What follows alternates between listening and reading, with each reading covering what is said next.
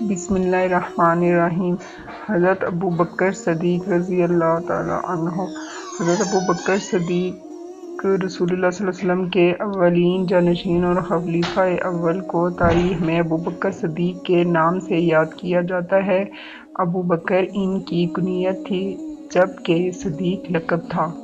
اصل نام عبداللہ تھا۔ اسلام سے قبل ان کا نام عبد الکعبہ تھا۔ قبول اسلام کے بعد خود رسول اللہ صلی اللہ علیہ وآلہ وسلم نے ان کا نام عبد الکعبہ سے تبدیل کر کے عبداللہ رکھ دیا تھا۔ بچپن سے ہی عتیق کے لقب سے بھی مشہور تھے، جبکہ قبول اسلام کے بعد مزید یہ کہ ایک موقع پر رسول اللہ صلی اللہ علیہ وآلہ وسلم نے انہیں مخاطب کرتے ہوئے یہ خوشخبری سنائی تھی، یعنی آپ اللہ کی طرف سے جہنم کی آگ سے آزاد کردہ ہیں، البتہ بعد میں عتیق کی بجائے ہمیشہ کے لیے صدیق کے لقب سے مشہور ہو گئے۔ حضرت ابو بکر صدیق مکی تھے، قریشی تھے، مہاجر تھے۔ قبیلہ قریش کے معزز خاندان بنو تیم سے ان کا تعلق تھا، جو کہ مکہ کے مشہور محلہ مصفلہ میں آباد تھا۔ حضرت ابو بکر صدیق عشرہ مبشرہ یعنی 10 خوش نصیب ترین افراد میں سے تھے جنہیں رسول اللہ صلی اللہ علیہ وآلہ وسلم نے جنت کی خوشخبری سے شاد کام فرمایا تھا۔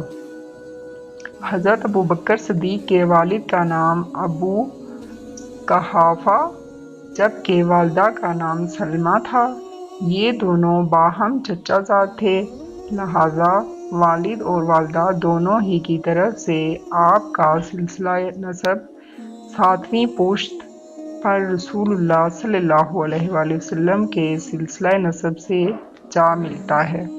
حضرت ابو بکر صدیق کو رسول اللہ صلی اللہ علیہ وآلہ وسلم کے انتہائی مقرب اور خاص ترین ساتھی ہونے کے علاوہ مزید یہ شرف بھی حاصل تھا کہ آپ رسول اللہ صلی اللہ علیہ وآلہ وسلم کے سسر بھی تھے۔ ام المومنین حضرت عائشہ صدیقہ رضی اللہ عنہا آپ رضی اللہ تعالیٰ عنہ ہی کی صاحبزادی تھی۔ حضرت ابو بکر صدیق کو یہ خاص شرف اور اعزاز بھی حاصل تھا کہ ان کے خاندان میں مسلسل 4 نسلوں کو رسول اللہ صلی اللہ علیہ وآلہ وسلم کی صحبت و معیت کا شرف نصیب ہوا۔ چنانچہ ان کے والدین بھی صحابی تھے، یہ خود بھی صحابی تھے۔ ان کے صاحبزادے عبداللہ اور عبد الرحمن، نیز صاحبزادیاں عائشہ اور اسماء، اور پھر نواسے عبداللہ بن زبیر، سبھی رسول اللہ صلی اللہ علیہ وآلہ وسلم کے صحابی تھے۔ حضرت ابو بکر صدیق کی ولادت مکہ میں رسول اللہ صلی اللہ علیہ وآلہ وسلم کی ولادت باسعادت کے تقریباً 2.5 سال بعد اور پھر وفات مدینہ میں آپ صلی اللہ علیہ وآلہ وسلم کی وفات کے تقریباً 2.5 سال بعد ہوئی۔ حضرت ابو بکر صدیق جاہلیت اور پھر اسلام دونوں ہی زمانوں میں نہایت باوقار اور وفادار رہے۔ تمدنی و معاشرتی زندگی میں انہیں ہمیشہ ممتاز مقام حاصل رہا۔ ظہور اسلام سے قبل بھی اس معاشرے میں انہیں ہمیشہ انتہائی عزت و احترام کی نگاہ سے دیکھا جاتا تھا۔ سب اہل مکہ اپنے اختلافات اور خاندانی جھگڑوں میں انہیں اپنا ثالث مقرر کرتے اور پھر ان کے ہر فیصلے کو بلا چوں چراں تسلیم کیا کرتے تھے۔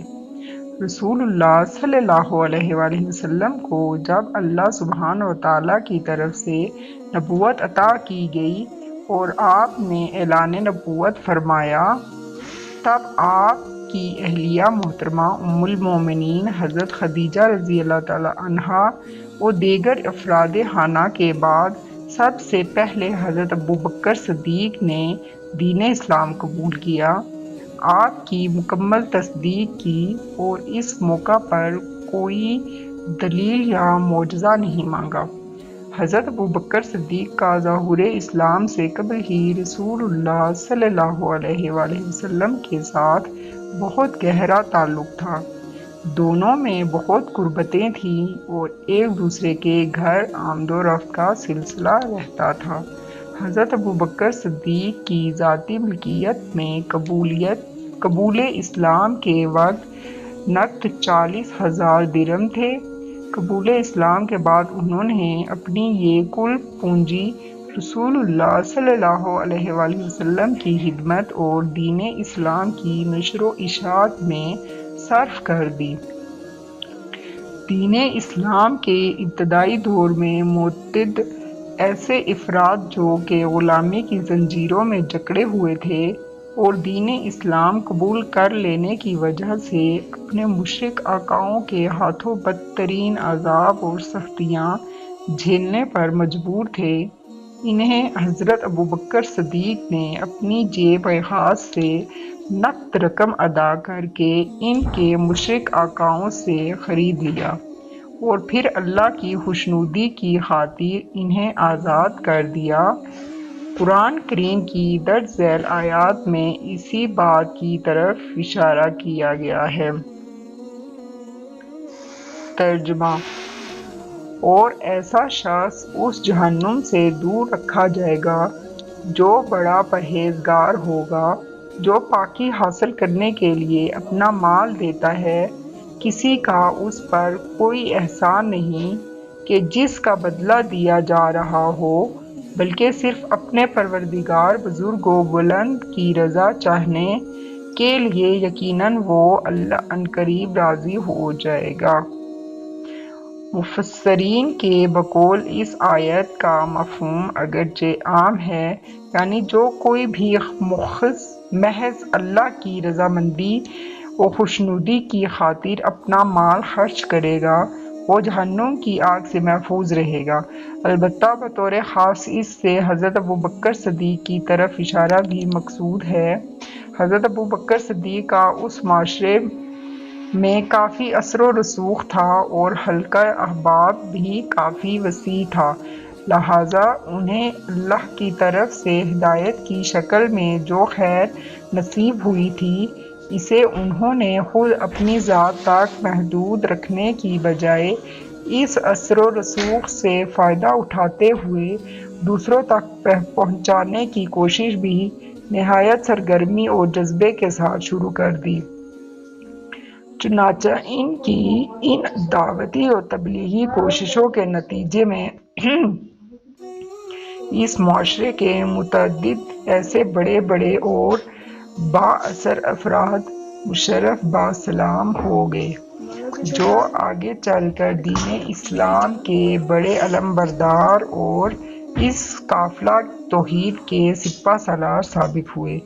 دین اسلام کی نشر و اشاعت اور سربلندی کی خاطر جنہوں نے تاریخی خدمات اور ناقابل فراموش کارنامے انجام دیے، عشرہ مبشرہ یعنی وہ 10 خوش نصیب ترین حضرات جنہیں اس دنیا کی زندگی میں ہی رسول اللہ صلی اللہ علیہ وآلہ وسلم نے جنت کی خوشخبری سے شاد کام فرمایا تھا، ان میں سے 5 حضرات نے آپ کی دعوت اور تبلیغی کوششوں کے نتیجے میں ہی دین برحق قبول کیا تھا۔